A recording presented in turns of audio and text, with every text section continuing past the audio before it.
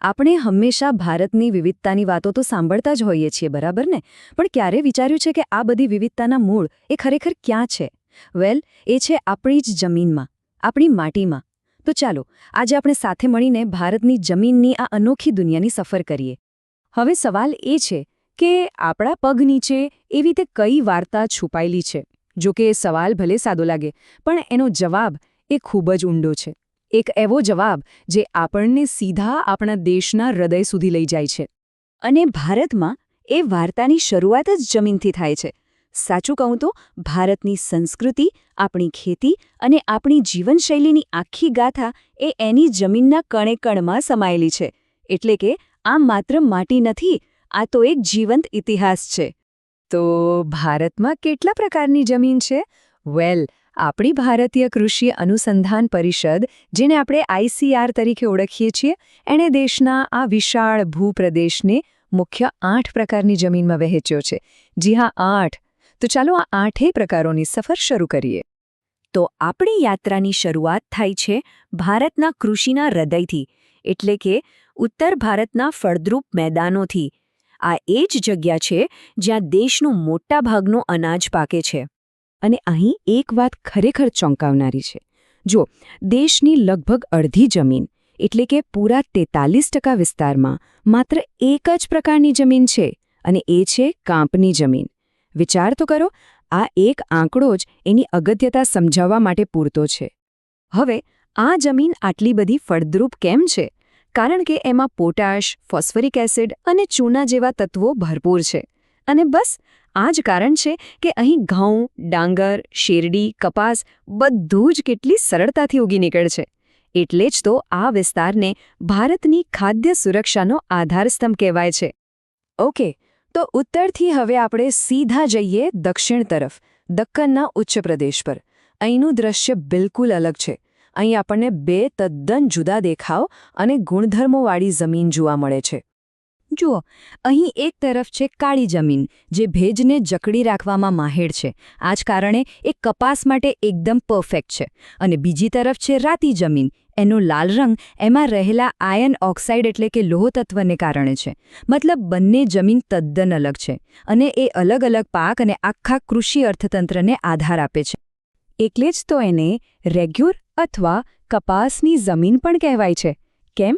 કારણ કે એની ભેજ જાળવી રાખવાની ક્ષમતા ખરેખર અદ્ભુત છે. આ એક જ ગુણ એને કપાસની ખેતી માટે સૌથી શ્રેષ્ઠ બનાવે છે. ચાલો, હવે આપણે એવી જ જમીનોની વાત કરીએ જે એકદમ એક્સ્ટ્રીમ, એટલે કે અત્યંત પરિસ્થિતિઓમાં બને છે. મતલબ કે ભારે વરસાદ, બહુ ઊંચાઈ, આવી શક્તિશાળી કુદરતી તાકાતોથી બનેલી 3 ખાસ જમીનો. હવે આ જમીનોને સમજવા માટે એક શબ્દ સમજવો બહુ જ જરૂરી છે: લીચિંગ. સિમ્પલ ભાષામાં કહું તો જ્યાં ખૂબ જ ભારે વરસાદ પડે, જેમ કે પશ્ચિમ ઘાટમાં, ત્યાં પાણી શું કરે? એ જમીનના ઉપરના પળમાંથી બધા જ જરૂરી પોષક તત્વોને ધોઈને છેક નીચે લઈ જાય છે. બસ આ જ પ્રક્રિયાને લીચિંગ કહેવાય છે. અને એનાથી જ એક ખાસ પ્રકારની જમીન બને છે. હવે થશે કે પોષક તત્વો ધોવાઈ જાય તો જમીન બિનઉપજાઉ બની જાય, બરાબર? પણ અહીં જ તો મજા છે. આ લેટેરાઇટ જમીન ભલે ઓછી ફળદ્રુપ હોય, પણ એ ચા, કોફી અને કાજુ જેવા મોંઘા રોકડિયા પાક માટે એકદમ પરફેક્ટ છે. કેવી અદ્ભુત વાત છે ને? હવે વાત કરીએ પહાડોની, એટલે કે પર્વતીય જમીનની. હિમાલય જેવા વિસ્તારોમાં જે જમીન જોવા મળે છે ને, એ હ્યુમસથી ભરપૂર હોય છે. હ્યુમસ એટલે બીજું કંઈ નહીં પણ સડેલા પાંદડા અને બીજી વનસ્પતિમાંથી બનેલું એકદમ સમૃદ્ધ ડાર્ક કલરનું ઓર્ગેનિક મટીરિયલ, જે કુદરતી ખાતરનું કામ કરે છે અને જમીનને જબરદસ્ત ફળદ્રુપ બનાવે છે. અને આપણી ત્રીજી એક્સ્ટ્રીમ જમીન છે પીઠ અને દલદલ પ્રકારની જમીન. આ ક્યાં બને? સુંદરવન જેવા દરિયાકાંઠાના વિસ્તારોમાં, જ્યાં હંમેશા પાણી ભરાયેલું રહે છે. અહીં વર્ષો સુધી ઓર્ગેનિક પદાર્થો જમા થતા રહે છે. અને એમાંથી આ ખાસ જમીન તૈયાર થાય છે. અત્યાર સુધી આપણે ફળદ્રુપ અને ખાસ જમીનોની વાત કરી, પણ હવે વાત કરીએ એવી ભૂમિની જે ખરેખર પડકારરૂપ છે.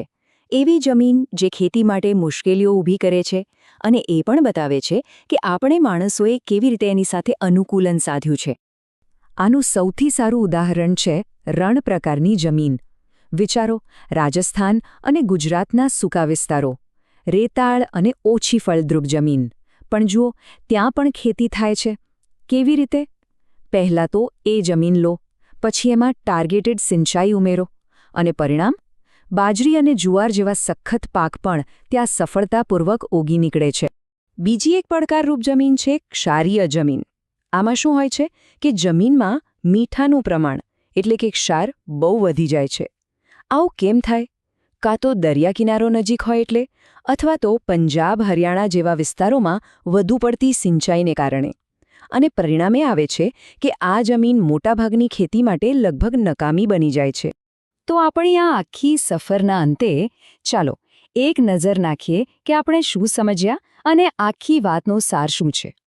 હા, ટેબલ જુઓ, એ આખી વાતને એકદમ સ્પષ્ટ કરી દે છે.